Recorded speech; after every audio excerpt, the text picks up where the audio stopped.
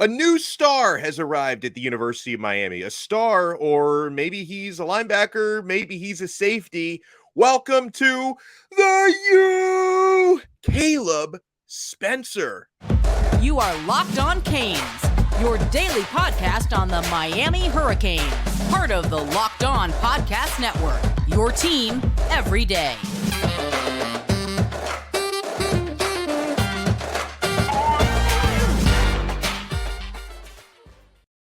The block stays hot, man. Recruiting is still hot. I'm Alex Donno, your host. I'm a University of Miami alumnus, longtime South Florida sports radio vet, and contributor to allhurricanes.com. And thank you so much for making Locked On Canes your first listen today. We're available free wherever you get. One day after Miami lands the number two, I was about to call him the number one recruit, the number two recruit in the country. Miami lands him on Thursday. And then on Friday, the Miami Hurricanes flip one from Oklahoma. Linebacker Kaleb Spencer flips from OU to the Miami Hurricanes. This is a really interesting player, and this is a really interesting situation because, guys, this guy was not on my radar. This guy didn't seem to be on the radar of pretty much anybody who covers recruiting for the University of Miami. So this was a pleasant surprise who adds some punch to this Miami Hurricanes defense. So Kaleb Spencer on Friday flipped his commitment from Oklahoma to Miami. Again, just one day after Cormani McClain picks the U. So Spencer, he is considered to be, I guess he plays mostly safety in high school. Used to be a two-way guy at running back and safety. He's classified as a three-star safety linebacker hybrid also out of Life Christian Academy in Virginia. I love his size, 6'2.5", 210 pounds. So he's going to be, guys, the perfect size to play the star position at Miami. And from my understanding, that's probably the plan for him, to play the star position, but he's versatile enough. He can move up and play linebacker. He can play safety if Miami needs him to, but I think playing the star position is probably the best fit for him. So, since this player was not on my radar whatsoever from a Miami standpoint, and he has been an Oklahoma commit. So when we talk about certain players we'd like to flip, I had never heard Kaleb Spencer brought up in those conversations. But here is the digging that I've done, because I wanted to ask somebody who covers the Sooners about this, right? Because he's been an Oklahoma commit. So I asked John Williams, who is the awesome host of Locked On Sooners. And anytime you guys want to know more about Oklahoma and hear what they've got going on, make sure you support John's show, because Locked On Sooners is fantastic. He's one of the best in the business.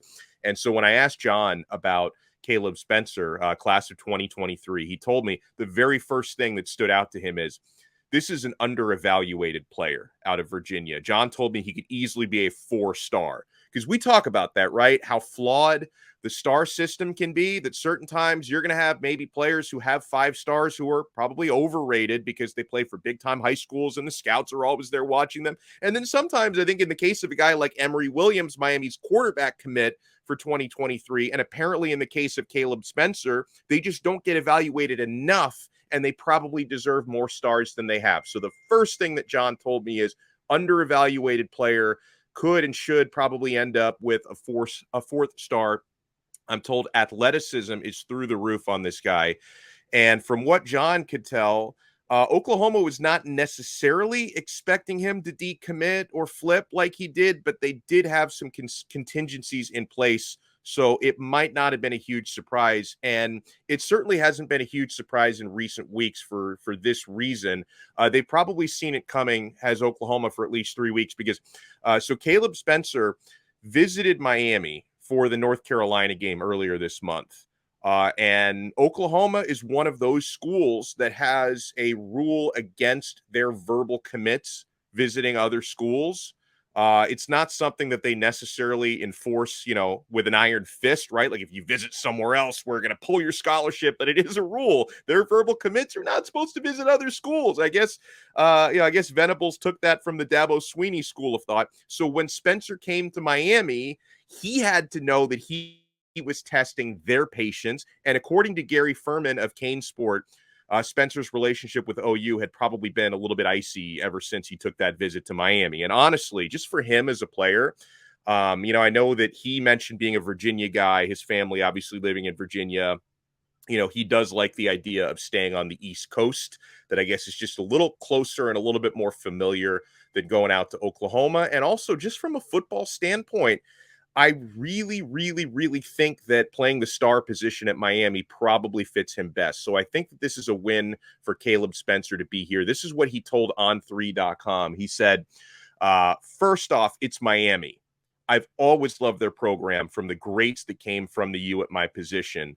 Miami DB coach Jahmile Addae really put his foot on the gas in recruiting me. I loved everything he was offering me, and it's on the East Coast. He said it felt like it was a better opportunity for me and my family. It's all love and genuine, and we are all ready to work. I think me and Coach Addae have the best relationship right now. So there you go, guys.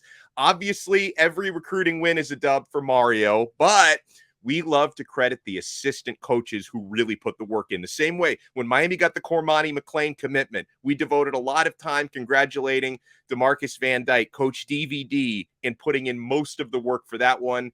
And guys, it sounds like Coach Addae put in most of the work for this one. Caleb Williams to the U. You know what's funny?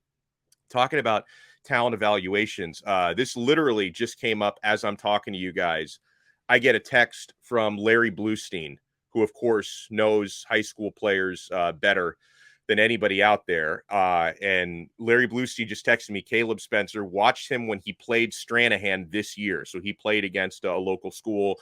Solid Blue Right. So there you go. If you get that endorsement from our boy Blue, if Larry Bluestein says somebody is solid, you know that they are solid. Welcome to the U, Kaleb Spencer. So, folks, for those of you who thought recruiting momentum, it won't happen again because Miami's team is not very good this year on the field. We know that. We get that. It's obvious.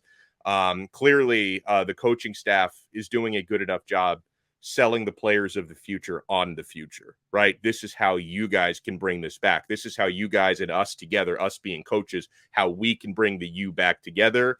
Of course, would this be better for Miami if they were 8-0 on the season? Absolutely, it would be better if they were 8-0. In fact, if they were 8-0, Miami would probably have a top 1 or 2 class in the country right now.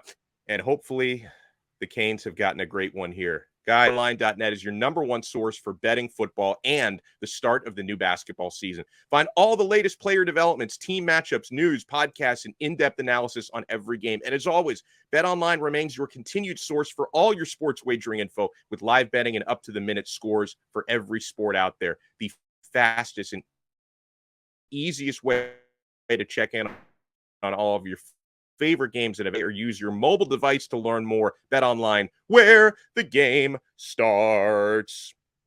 So I hope everyone has just an awesome betting weekend. And yeah, friends, we are going to talk to you guys again next time on another episode of Locked On Canes. We are part of the awesome Locked On Podcast Network, your team every day.